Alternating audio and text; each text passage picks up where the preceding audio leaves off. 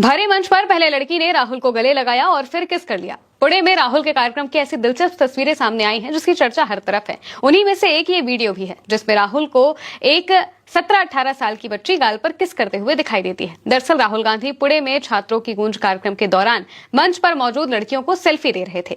राहुल के साथ सेल्फी लेने की होड़ मच गई थी। इस दौरान एक लड़की जो मंच पर मौजूद थी उसने राहुल के साथ पहले सेल्फी ली। दोबारा वही हरे रंग की ट्राउजर और ब्लैक टी शर्ट पहने लड़की हाथ में मोबाइल लेकर राहुल गांधी की ओर आती है।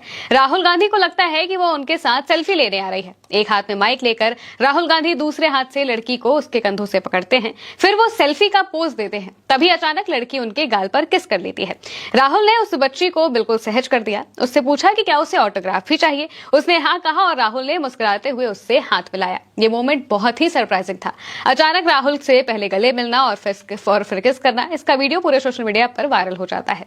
क्या आपने कभी किसी और नेता के साथ लड़कियों को इतना कंफर्टेबल, इतना सहज, इतना आराम से बेझिझक एक मेंटर की तरह उनसे गले मिलते देखा है? लेकिन राहुल ने पुणे में लड़कियों के हित की जो आवाजें उठाई उसने सभी लड़कियों का दिल जीत लिया है।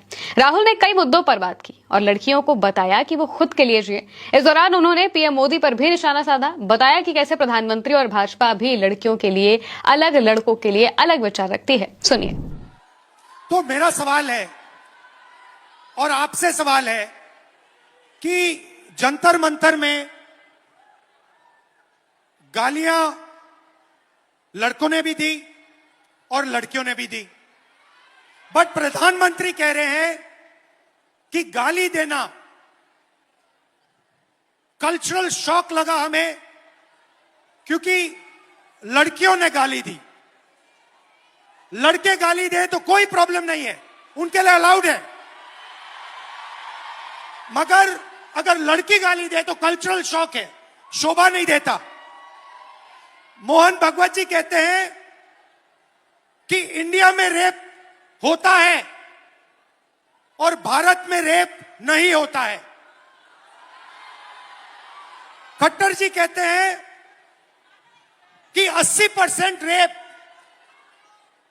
महिला के कारण होते हैं। इस दौरान एक और वीडियो सामने आता है जिसमें लड़की राहुल से पूछ कर गले लगती है। ये भी पुणे के कार्यक्रम का ही है। कार्यक्रम खत्म करके जब राहुल वापस निकलते हैं, गाड़ी के पास हो जा रहे होते हैं, इस दौरान लोग बहुत बड़ी संख्या में उन्हें चारों तरफ से घेर लेते हैं। हर तरफ या तो लोग या तो कैमरे ही दिखाई दे रहे थे। धक्का मुक्की भी इस बीच होती है और वो एक लड़की के साथ बात कर रहे थे। उसी दौरान में वो उनसे मिलने के लिए आई थी, उनसे कुछ बात कर रही थी, अपनी बातें रख रही थी। काफी धक्का मुक्की लगातार हो रही थी।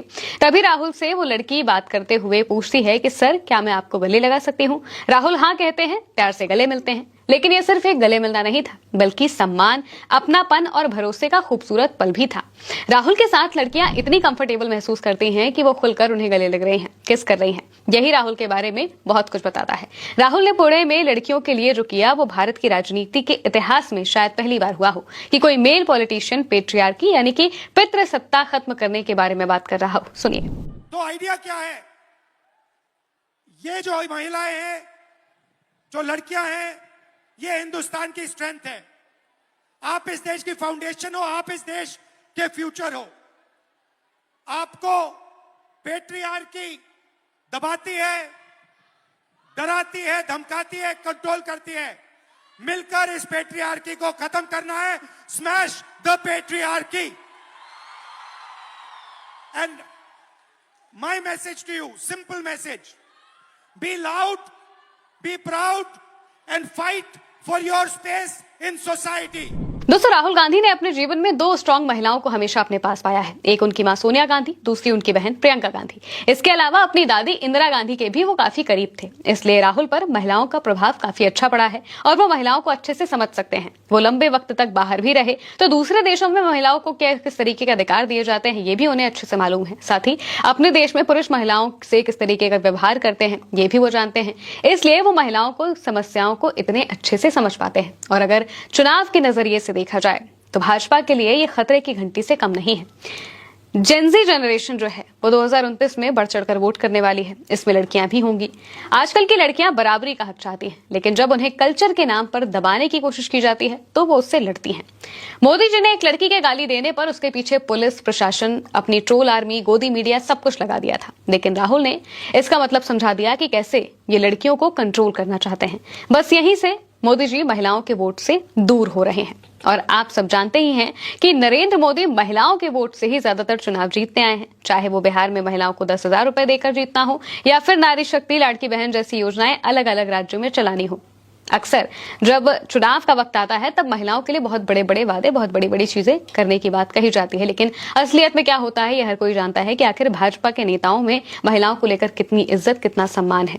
अब राहुल गांधी ने ये जो नई पॉलिटिक्स छेड़ दी है, जिसमें वो नई जनरेशन के विचारों को खुलकर आगे रख रहे हैं, उनके विचारों से एसोसिएट कर रहे हैं, बता रहे हैं कि ये लोग इस तरीके से सोचते हैं और ये चीज कितनी अच्छी है, उस तरह से राहुल गांधी एक नई पॉलिटिक्स कर रहे हैं। और ये जो नई जनरेशन है उन्हें अपने साथ राहुल ने बहुत अच्छे तरीके से बांध दिया है। जब से राहुल गांधी पुणे में सिर्फ और सिर्फ लड़कियों के लिए कार्यक्रम करके आए हैं, तब से पूरे सोशल मीडिया पर, खासकर इंस्टाग्राम पर जो लड़कियां हैं वो उन्हें सराह रही हैं। वो इस बात को कह रही हैं कि पहली बार हमने भारत के किसी नेता को, किसी पॉलिटिशियन को लड़कियों के बारे में बात करते देखा है, वो भी इस तरीके से कि कैसे उनसे अपॉर्चुनिटीज छीन ली जाती हैं, उनके साथ वायलेंस किया जाता है और तमाम तरीके की चीजें की जाती हैं उन्हें रोकने के लिए, उन्हें कंट्रोल करने के लिए, कभी कल्चर के नाम पर तो कभी दूसरी चीजों के नाम पर।